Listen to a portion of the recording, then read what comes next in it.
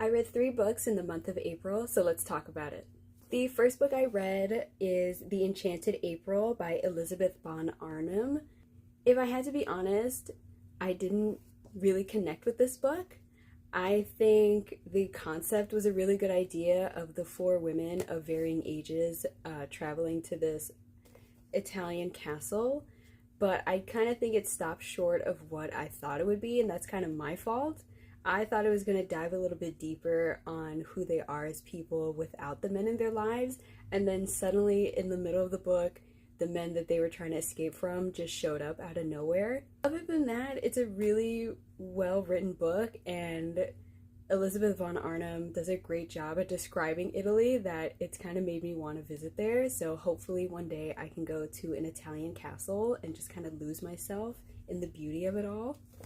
The second book I read in April is Annie John by Jamaica Kincaid. This is my first Jamaica Kincaid book, and I hope it's not the last.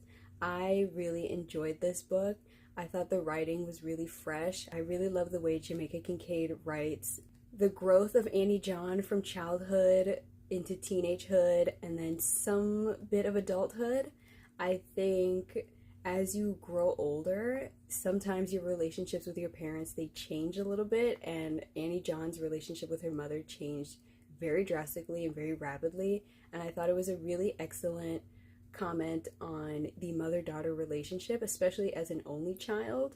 I have a sister, so I can't really comment on what it's like to be an only child, but I do resonate with some of the feelings Annie John had towards her parents as well as the people that are around her, because Annie John kind of really felt that she was different from everybody else, and it was a really hard pill to swallow, especially as she got older and she realized that this difference didn't really translate well to other people. Some people thought of her as kind of stuck up.